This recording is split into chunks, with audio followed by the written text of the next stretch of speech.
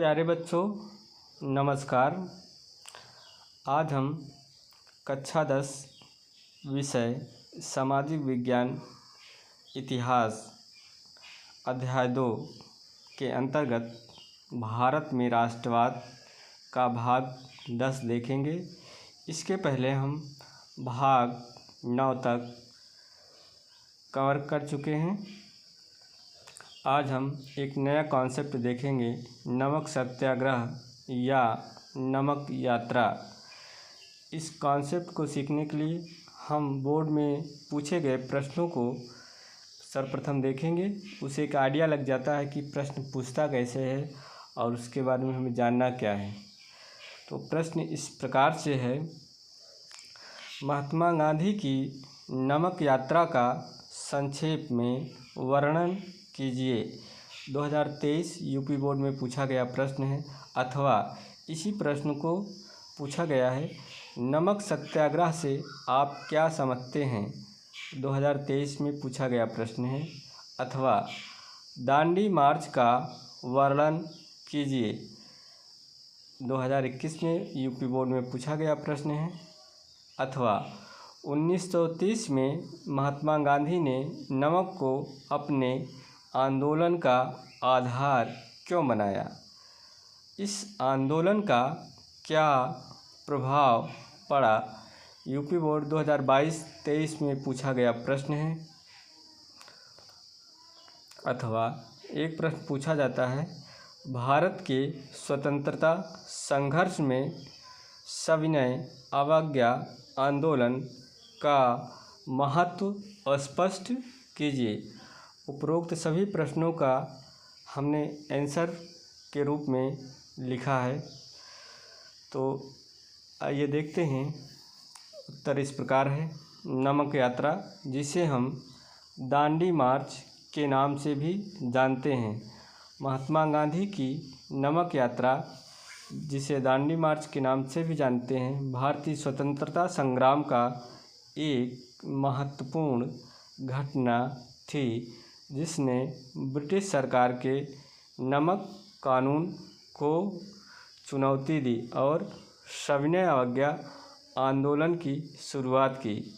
यह यात्रा 12 मार्च 1930 से 6 अप्रैल 1930 तक चली और गुजरात के साबरमती आश्रम से दांडी तक लगभग 385 किलोमीटर की दूरी तय की गई।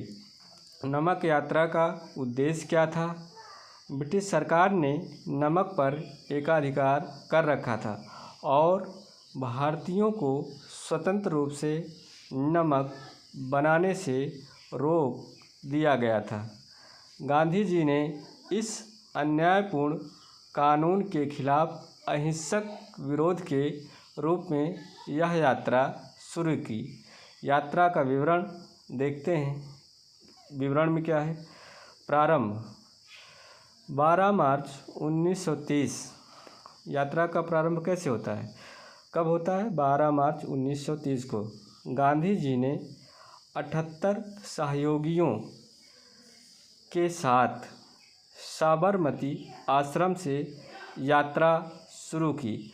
उन्होंने घोषणा की कि वे दांडी पहुंचकर समुद्र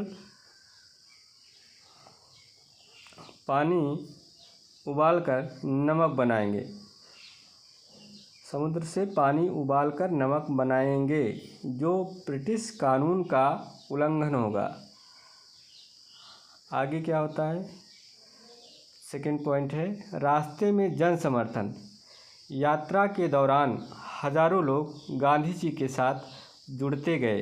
गांव-गांव में लोगों ने उनका स्वागत किया और आंदोलन को बल मिला। तीसरा पॉइंट, दांडी पहुंचकर नमक बनाना। 6 अप्रैल 1930 को गांधी जी ने दांडी पहुंचकर समुद्र के पानी से नमक बनाकर ब्रिटिश कानून तोड़ा। इसके बाद पूरे देश में लोगों ने नमक बनाना शुरू कर दिया। अब इस दांडी मार्च का प्रभाव क्या पड़ता है, इस आंदोलन का जो नमक सत्याग्रह था इसका प्रभाव को देखते हैं। प्रभाव इस प्रकार है। यह यात्रा भारतीय स्वतंत्रता संग्राम का निर्णायक मोड़ बनी। लाखों लोग आंदोलन से जुड़े। जगह जगह नमक कानून तोड़ा गया। अनेक सत्याग्रहियों को जेल में डाला गया। महात्मा गांधी को भी गिरफ्तार किया गया। अब इसका परिणाम क्या होता है? परिणाम यह होता है, इस प्रकार है। यह आंदोलन सविनय अवज्ञा आंदोलन का हिस्सा बना और पूरे भारत में फैल गया।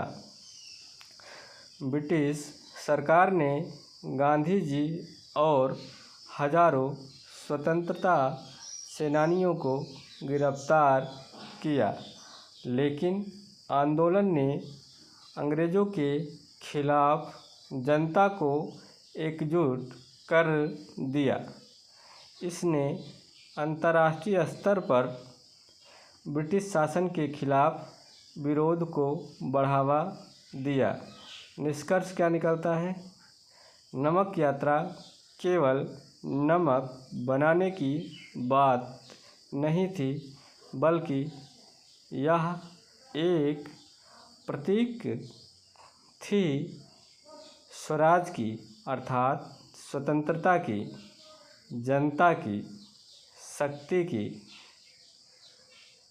की शक्ति की और अहिंसक आंदोलन की। गांधी जी ने यह साबित कर दिया कि एक शांतिपूर्ण आंदोलन भी दुनिया की सबसे बड़ी सत्ता को हिला सकता है।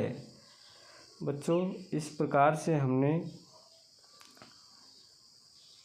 ये कॉन्सेप्ट नमक सत्याग्रह या दांडी मार्च से संबंधित जो भी प्रश्न पूछे गए थे, उस प्रश्नों का उत्तर हमने बहुत अच्छी तरह से समझा और पढ़ा। अब अगला कॉन्सेप्ट एक नया देखेंगे, सविनय अवज्ञा आंदोलन, लेकिन इसको हम अगले भाग में देखेंगे। तो इस प्रकार से हमारा ये अध्याय 2 का भारत में राष्ट्रवाद का भाग 10 कंप्लीट होता है। बहुत बहुत धन्यवाद।